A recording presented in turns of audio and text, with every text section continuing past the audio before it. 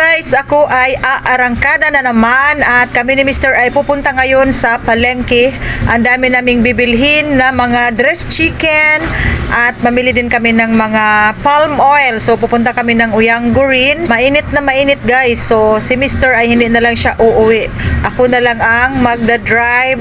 And then pagdating ko sa meat shop ay lalargada na kami at nandito yung aking anak.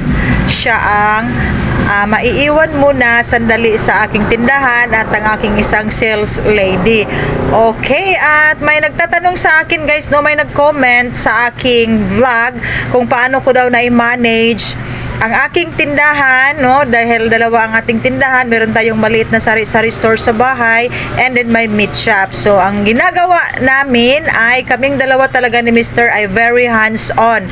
So pag ako ang nasa meat shop, si Mr. naman ang maiiwan at magbabantay sa aming sari-sari store sa bahay.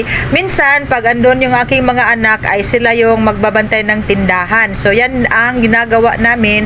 Magpapalitan kami ni Mr. Kung ako ang nasa bahay, si Mr. din ang nasa meat shop. So madali lang naman guys kasi maliit lang naman ang negosyo namin. So madaling ma-manage naming dalawa dahil kaming dalawa ni Mr. ay nagtutulungan talaga.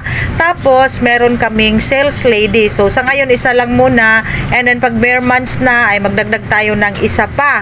Okay. At ako ay nandito na sa meat shop at kami ay lalargada na guys, no, dahil nung isang araw pa ang dami ng kulang na groceries sa aking sari-sari store at sa meat shop din.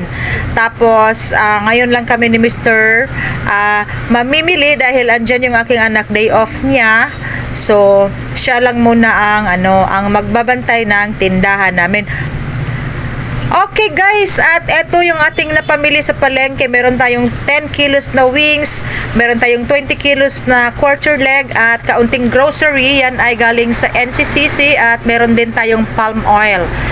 Fresh Mickey, and then guys sa wakas meron na akong eco bag, no, small, medium, large, XL. So ito ang aking napamili sa MFD kasi walang stocks na sulit na nuggets sa panel. So nagkuha lang ako sa MFD and then ang stocks nila ay breast lang, no, chicken nuggets na breast and spring roll and lumpia wrapper. So meron din akong lumpia wrapper galing sa palengke. Yung nakapack ay galing sa NCCC.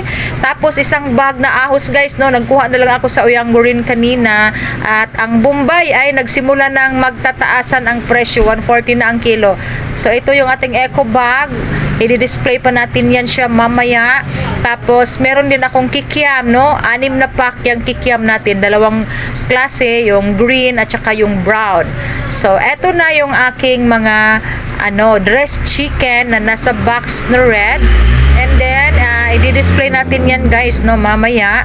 So, andyan lang muna at ipapasok yan natin sa freezer. And, ang update sa ating sari-sari store, no, ganun pa rin guys. Ito pa rin ang ating mga display. At ang bigas, napakamahal. 58 per kilo ako dito guys, no, kasi last na kukuha ko ay 970. Ngayon ay 1,150 na, napakamahal. So, ito yung aming mga napamili, mga groceries from Dorian Traders yan guys.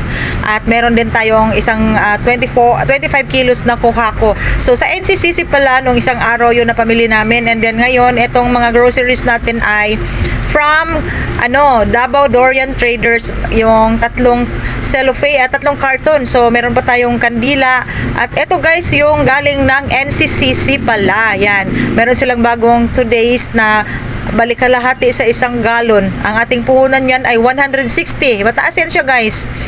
Yan guys, isa lang ang kinuha ko, nag-try lang tayo at meron tayong cream dinsada na Angel. So yan pala ang galing sa NCCC noong isang araw and ito ay galing sa Dorian Traders kasi wala silang silver swan doon sa NCCC.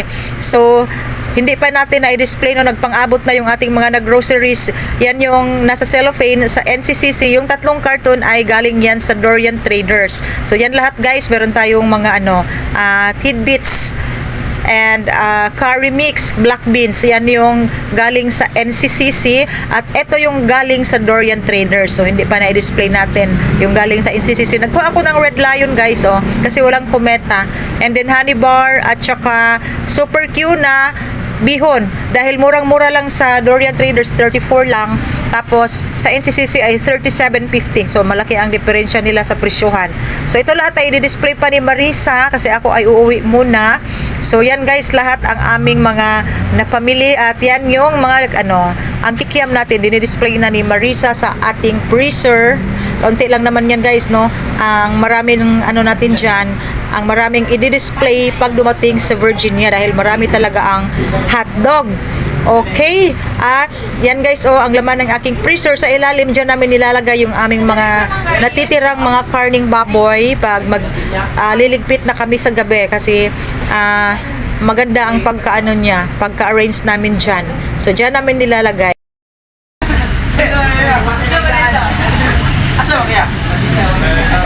Kaya 62?